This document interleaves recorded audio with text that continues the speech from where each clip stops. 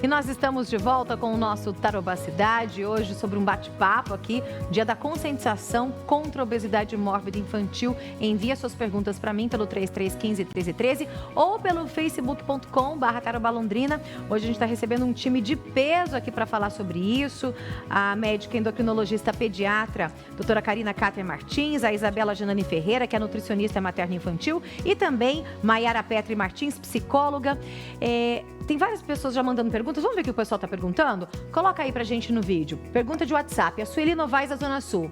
Com criança, tem também a questão do IMC? Se tiver, como calcular de uma criança? IMC é o índice de massa corpórea. Existe para criança também? O cálculo é exatamente o mesmo. Ok. Então, que é o peso dividido pela altura ao quadrado. Só que diferente dos adultos, que a gente já tem números estabelecidos. Acima de 25 é sobrepeso, para criança a gente utiliza gráficos, igual aquele quando vai ao pediatra, que coloca o peso e a estatura. A gente tem gráficos que daí determinam. Acima de um determinado valor, a gente considera sobrepeso ou obesidade. Então, por isso que é importante também a consulta regular com o pediatra para fazer essa avaliação. Quando que eu devo levar o meu filho ao endocrinologista? Sempre que o pediatra perceber alguma alteração nesses índices ou, eventualmente, se os pais sentem a vontade de fazer uma avaliação mais aprofundada. Talvez por causa de alguma predisposição genética, Exatamente. de ter na família, problemas de tireoide, por aí vai. Daí sim já é aconselhado. Isabela, eu sei que você trouxe algo aí para mostrar pra gente. Queria que você explicasse o que é isso que você trouxe tão colorido, tão bonito. Vamos lá. Isso aqui é o Nutricélula, é da Divertimente. É uma atividade que eu faço na clínica. Eu tenho esse, eu tenho um outro, que é o prato, mas ele é cheio de pecinha solta. Eu achei que ficaria um pouquinho mais difícil de trazer. Então, isso aqui eu faço muito com as crianças. Por quê?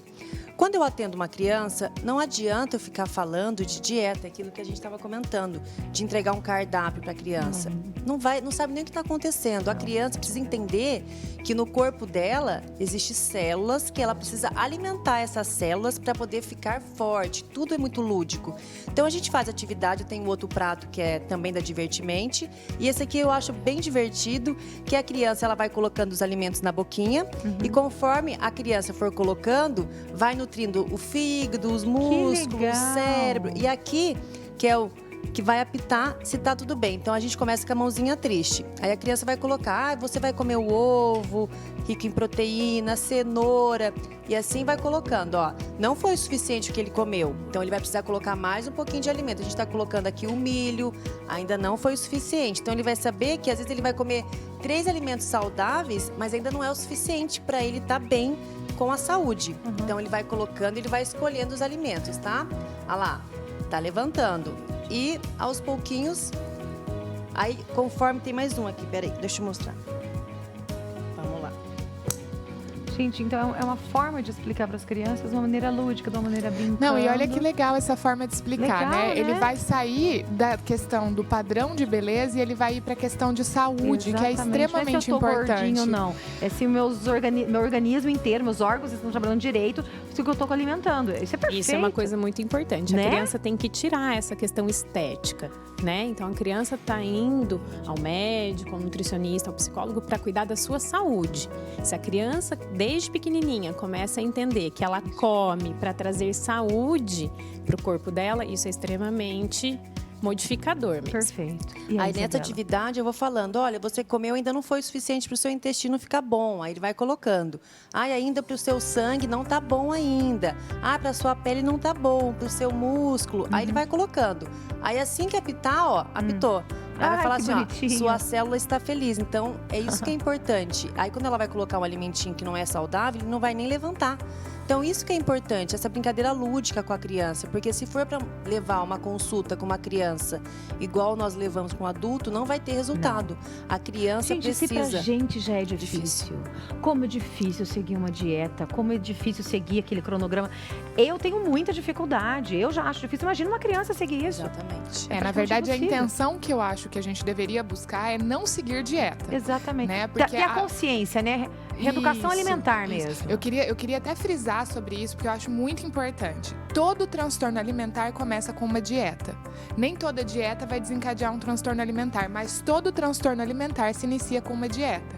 Então é muito importante que a gente pare de buscar a perda de peso apenas pela questão estética, para se enquadrar dentro de padrões, mas que a gente busque a perda de peso por questão de saúde, porque o meu organismo vai render mais, porque eu vou ter mais condições de estar com a minha família, de brincar, porque eu vou ter mais saúde para poder viver. Sabe que você falou uma coisa muito importante da outra vez que você falou assim, que às vezes a gente não para saber se a gente está com fome ou não. E eu agora, depois de velha, que eu comecei a ter essa percepção de quando realmente eu tô com fome ou não, e sentir necessidade de alguns alimentos específicos que eu jamais imaginei. Assim, sentir vontade de comer salada. Gente, eu tenho vontade de comer uma salada, de tomar um suquinho, alguma coisa ácida, alguma coisa azedinha, que eu jamais tive. Então, eu acho que é a consciência mesmo do nosso corpo, coisa que a criança é mais difícil de ter, não é verdade? E um grande erro também que eu vejo é as crianças ficam beliscando muito durante o dia, né? Isso é péssimo, né? Péssimo. Então, porque assim, daí a criança caloria vazia. Tem que ter um horário para comer, né? A gente também não fica beliscando o dia inteiro. Então, nesse momento de pandemia, que estão todos em casa, péssimo beliscar. Ficam comendo o dia inteiro. Então, tem assim, na hora de comer mesmo, uma alimentação, ó, o almoço, um jantar, daí não tem fome. Não tem, porque beliscou o dia todo, entendeu? Ah, mas mesmo que é uma alimentação saudável, não importa, a gente tem que ter horário, né? Porque a gente fica criando aquela criança que ela precisa estar comendo o tempo todo. Aí, pode ser que lá na frente tenha um problema do sobrepeso. Ai, gente, eu tenho tanta isso é uma coisa que eu sempre tento falar para os pais e para as crianças. Quando você vai comer, se pergunta, eu tô com fome ou eu tô com vontade de comer? Porque são duas coisas diferentes. Karina, você também é psicóloga lá no seu consultório, não mas tá sendo, mas Mayara? com a criança a gente tem que ser, na verdade, né? A gente tem que ter essa explicação para eles. E quando a gente consegue melhorar a alimentação, a qualidade de vida, a saúde da criança pequenininha, eu tô determinando, eu não tô cuidando só da criança com 5, 10, é do futuro 15. dela, né? Eu tô cuidando daquela criança com 50 anos. Que vai ser adulto, que vai ser... Exatamente, a gente muda muitas coisas ali. Tem mãe desesperada aqui, telespectadora mãe desesperada, coloca aqui pra gente, vamos ver. A Mônica Xavier, do Jardim Aquavílio. Meus filhos adoram bolachas recheadas, parece um vício. O que eu posso fazer? Como eu posso fazer? Corta de vez ou não? Modera? Qual que é? Vamos lá, eu sempre falo, né? Quanto mais açúcar a gente comer, mais a gente vai querer. E a brincadeira que eu sempre faço na clínica, quem compra bolacha é o adulto. E eu brinco, a criança tem cartão, tem cheque, tem dinheiro? Não tem. Então, quem compra é os pais. Só que a gente não consegue tirar de uma vez uma criança que come bolacha todos os dias. Por isso que a gente faz a reeducação alimentar. Então, quando a mãe me procura, meu filho come bolacha todo dia, refrigerante, então a gente vai cortar tudo. Ela sabe que tem que cortar, mas não é tão simples. Então, o que eu faço? Aí que eu entro com metas, né, com as crianças. A gente vai juntos colocando. Então, vamos colocar a bolacha um dia sim, um dia não. Refrigerante um dia sim, um dia não. E na outra semana, a gente deixa a bolacha pro final de semana. Aos poucos, porque a criança, ela adora metas, né? Ela adora chegar naquele objetivo que ela quer. Então, junto com a criança, depois ela vai assinar, ela vai levar para casa. Então, ela vai ter o comprometimento comigo. Então, a criança tem um ótimo resultado, mas... fazer com pressão, tem que tirar a bolacha de uma vez? Não é bem por aí, é um tiro no escuro, não vai ter resultado. Quem que compra bolacha? Eu gosto de brincar. Recheada, não. Eu gosto de brincar com aquela frase, né? O proibido é mais gostoso. Quem nunca ouviu isso, né? Existe processo psicológico que acontece quando a gente coloca uma restrição. Então eu ouço muitos pacientes dizendo assim: quando eu sei que eu não posso comer, é aí que me dá vontade de comer mesmo. Sou eu. A mesma coisa com a criança. A mesma coisa com a criança. Se você fizer isso, se você fizer uma restrição abrupta, se você cortar uma coisa, é muito pior. Sem contar que a gente precisa entender qual é a emoção que está levando ela a comer. Vou te dar até um exemplo meu. Eu adorava aquela barrinha de chocolate sensação, não sei se vocês já viram. E às vezes eu sentava e comia 3 seguidas, assim, sem nem perceber. E aí um dia eu peguei e falei, mas por que eu como tanto essa barrinha de chocolate? O que tá acontecendo? Deixa eu fazer um mindful eating, que é você colocar, deixar o chocolate derreter, passear com ele na sua boca. Resultado, eu não consegui comer nem a barra inteira, eu comi só um tabletinho.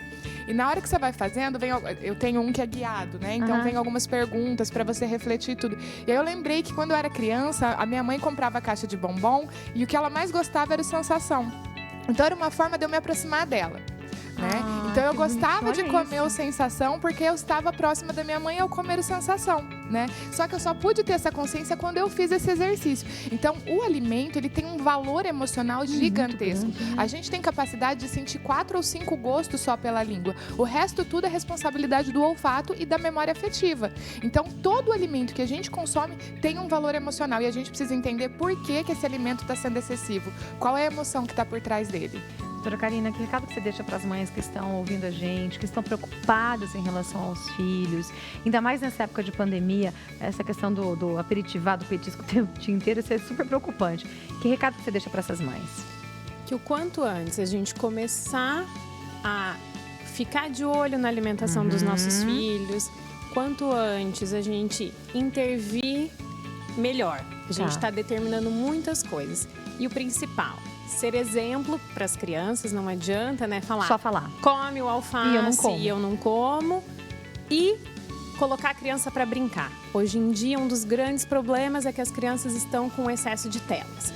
Computador, celular, televisão, e nesse momento agora de pandemia, estão ficando lá na frente do computador assistindo as aulas e depois não tem o que fazer, se divertindo. Então a gente tem que brincar com os nossos filhos, colocar nem que for dentro de casa, bagunçar mesmo, para conseguir ter uma vida saudável. Obrigada, doutora. Foi um prazer recebê-la aqui, tá bom? Tá convidada para voltar mais vezes, tá bom? Sim, obrigada. Doutora Karina Catherine Martins, médica endocrinologista pediatra.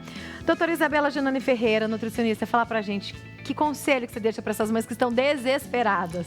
O primeiro conselho que eu dou é levar a criança até a cozinha, ajudar essa criança a preparar as refeições. Então, assim, muitas vezes a criança que está sobrepeso, com obesidade, ela não gosta de salada, não gosta de frutas, mas a criança nunca chegou perto desse alimento, nunca temperou uma salada, nunca fez uma saladinha de fruta. Então, é muito importante que a criança ela esteja dentro da cozinha aplicando essas brincadeiras. Então, preparar uma receita. Então, isso tudo faz toda a diferença para a criança que não come, para a criança que está acima do peso e mostrar para essa criança que a maior preocupação não é o peso dela, e sim a alimentação e a saúde dela, tá? Que o momento que ela mudar o hábito alimentar dela, o peso dela vai mudar também.